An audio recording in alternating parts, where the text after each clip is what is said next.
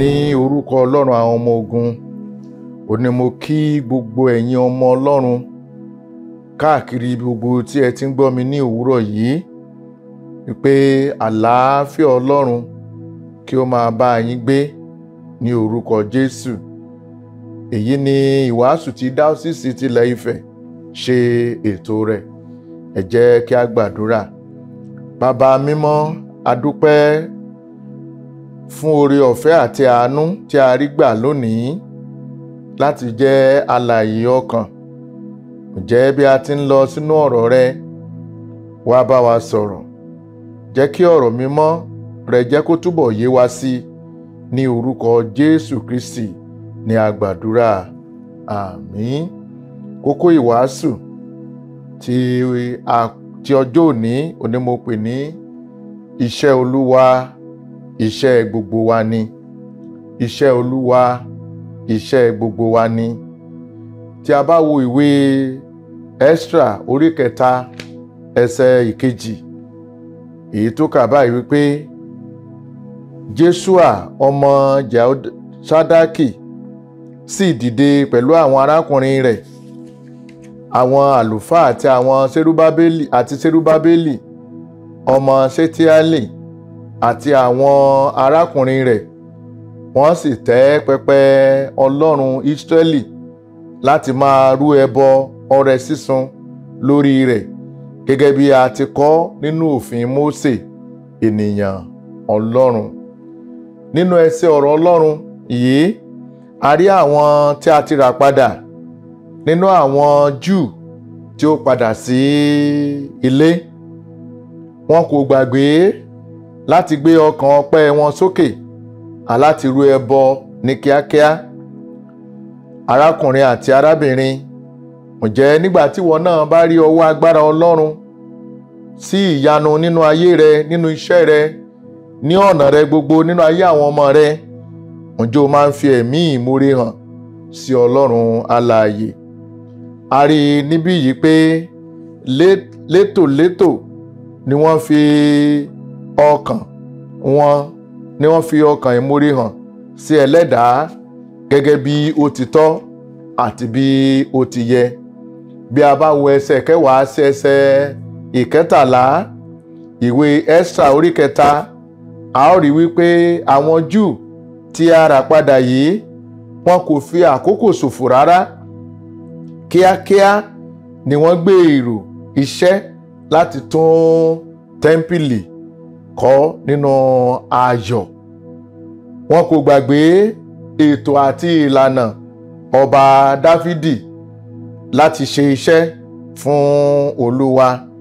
Ará nínú Olúwa, àwòkọ́ṣe rere ni àwọn wọ̀nyí fi sílẹ̀ fún wa gẹ́gẹ́ bí Kristẹni ní àkókò tí a wà yìí. Jésù Kristi Olúwa wa, olùpilẹ̀ṣẹ̀ àti aláṣepé ìgbàgbọ́ wa, náà kọ́ wa pé iṣẹ́ Olúwa, iṣẹ́ gbogbo wa ni. Nígbà tó yan àwọn 12 ọmọ ẹ̀yìn gẹ́gẹ́ bí a ti ṣe àkọsílẹ̀ rẹ̀ nínú ìwé Mátíù orí 10 ẹsẹ̀ 1 títí dé ẹsẹ̀ 15. Bákan náà, a tún rí ibi tí Jésù Olúwa ti yan àwọn 70 ọmọ ẹ̀yìn, ó sì rán wọn jáde ní méjì láti pẹ̀lú rẹ̀ nínú iṣẹ́ Olúwa tí a gbélé lọ́wọ́. Tí a bá wo eléyìí, àkọsílẹ̀ rẹ̀ ó wà nínú ìhìnrere Lúùkù orí 10 ẹsẹ̀ 1 sí ẹsẹ̀ 16. Ará nínú Olúwa, Pọ́ọ̀lù àpọ́sítélì náà kò dá iṣẹ́ Olúwa ṣe. Pọ́ọ̀lù mú Sílà pẹ̀lú rẹ̀ láti jọ ṣiṣẹ́ Olúwa. Ẹ̀yin ènìyàn Ọlọ́run, òtítọ́ ọ̀rọ̀ kan tí ọ̀rọ̀ Ọlọ́run fi ń yé wa ni wípé iṣẹ́ Olúwa, iṣẹ́ gbogbo wa ni. Iṣẹ́ gbogbo wa pátápátá ni, nítorí pé iṣẹ́ Olúwa rèé, kò ṣeé dá ṣe. Ó ṣòro fún ẹnìkan láti ṣe iṣẹ́ Olúwa, ní bó ti tọ́ àti bó ti yẹ. Ó kàn máa ń dùn mí, ó sì jẹ́ ohun ìbànújẹ́ nígbà tí ẹnìkan bá pera rẹ̀ ní adarí ìjọ tó fa gbogbo rẹ̀ mọ́yà, òun ni níbínú. lónìí, òní níbẹ̀ lọ́la, òní níbẹ̀ lọ́túnla. Tá a bá fọgbọ́n ṣe, tírú àwọn bẹ́ẹ̀ ò bá fọgbọ́n ṣe, ó ṣeé ṣe kí ẹ̀mí wọn kó mọ́ last rárá. Nítorí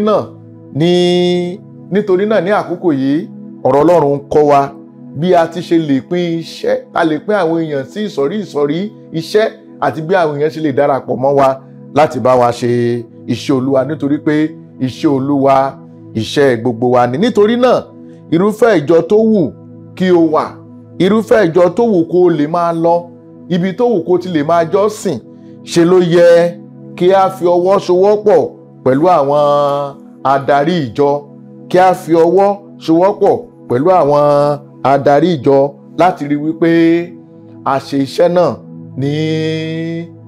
ní ìfìmọ̀ṣọ̀kan, láti rí wípé a jùmọ̀ ṣe iṣẹ́ náà kí iṣẹ́ náà kó lè ṣe kíni o, kó lè tẹ̀síwájú. Tí a bá wo ohun tó ṣẹlẹ̀ nígbà tí Mósè nígbà tó lọ bá àwọn ọ̀tá ọmọ Ísírẹ́lì tó lọ bá wọn jà, ẹ rí wípé ní ìgbà tán bá ti gbé ọwọ́ Mósè sókè, àwọn ẹ̀dà parun á bọ́ síta, á pa àwọn ọ̀tá. Tí ọwọ́ rẹ̀ bá ti rélẹ̀, àwọn yẹn á tún borí wọn. Ẹ rí wípé tí ò bá sí àwọn yẹn, nígbà tán kúkú tí wọ́n á gbọ́ ọwọ́ rẹ̀ tán figi sí níbi figi sí Ọlọ́run láti wí pé kọwọ́ yẹn kó mọ̀ wá sálẹ̀ mọ́. Á rí wípé ohun tó jẹ́ tiwọn ni pé ìṣẹ́gun jẹ́ tiwọn. Tó bá jẹ́ pé Mósè nìkan ló fẹ́ dá ṣe iṣẹ́ yẹn náà, kò sí ni wọ́n á borí wọn. Nítorí náà ní àárọ̀ yìí bí a ti ń jáde lọ, tá a ń lọ jọ́sìn níwájú Ọlọ́run, àti sínú ọ̀sẹ̀ yìí, gbogbo iṣẹ́ tá a bá fi fún wa, gbogbo iṣẹ́ tó bá wà nínú ilé Ọlọ́run kò ṣeé dá ṣe rárá àti rárá. Mí dẹ̀ máa gba àwọn olórí ìjọ ní ìmọ̀ràn láti rí wípé wọ́n pín àwọn ènìyàn sí ẹnu iṣẹ́ yìí. Tẹ́ bá rántí àná Mósè, ohun tó sọ fún Jétro wípé ó yẹ kó o pín kí ní àwọn iṣẹ́ wọ̀nyí fún àwọn ènìyàn kan á máa fàbọ̀ jọ, if not wàá kàn para rẹ lásán. So olórí tó bá wáṣẹ́ mọ́yà torí pé ònìkan ṣoṣo ló lè ṣe, àfàìmọ̀ kó mọ̀ kú ikú òjijì lórúkọ Jésù. Ikú òjijì kò ní jẹ́ tiwa. Ìfọwọ́sowọ́pọ̀ ṣe pàtàkì púpọ̀ nínú ìrìn àjò ìgbàgbọ́. Ó ṣe pàtàkì púpọ̀ nínú ìrìn àjò ìgbàgbọ́. Èèyàn ò lè dá rìn, èèyàn ò lè dá iṣẹ́ náà ṣe àfi tá a bá fọwọ́sowọ́pọ̀ pẹ̀lú ara wa. Iṣẹ́ tí Olúwa gbé lé wa lọ́wọ́ kì í ṣe àdánìkànṣe rárá, àti rárá. Nínú Bíbélì oríṣiríṣi ibi tó yẹ pé àwọn ìránṣẹ́ Ọlọ́run nígbà náà wọ́n dá iṣẹ́ wọ̀nyí ṣe. Nítorí náà àwa náà tí a wà ní àkókò yìí gan, a gbọ́dọ̀ dá iṣẹ́ náà ṣe, nítorí wípé iṣẹ́ Olúwa iṣẹ́ gbogbo wa ni. Ní ọ̀nà ọ́fíìsì tá a wà gan, nínú ọ́fíìsì tá a bá bára wa tàbí ibi iṣẹ́ tá a bá bára wa, iṣẹ́ náà ò ṣe é dá ṣe. Téèyàn bá lò máa dá iṣẹ́ yẹn ṣe, ó di dandan. Ẹ rí wípé àwọn tó ń jẹ́ apprentice tó jẹ́ pé wọ́n jẹ́ oníṣẹ́ ọwọ́, wọ́n máa lọ́mọṣẹ́, iṣẹ́ yẹn á máa rọ̀ wọ́n lọ́rùn. Nígbà tó bá ní wọ́n lọ ṣe lé, wọ́n lọ ṣe tọ̀hún, nígbà tó bá iṣẹ́ tó yẹ kó gbà wọ́n ní wákàtí 5, ó lè ṣe pé wákàtí 3 péré òun ló máa gbà wọ́n. Nítorí náà Ọlọ́run rọ̀ wá ẹnìkọ̀ọ̀kan wa láti fọwọ́sowọ́pọ̀ pẹ̀lú àwọn adarí ìjọ, kí ìjọ Ọlọ́run kó ba lè tẹ̀síwájú, kí iṣẹ́ náà kó ba lè mú èrè wá lórúkọ ti Jésù. Olúwa nínú àánú rẹ̀ á ràn wá lọ́wọ́. Iṣẹ́ náà tá a gbé lé wa lọ́wọ́ kò ní tọwọ́ wa bàjẹ́. Ẹ jẹ́ kí a gbàdúrà.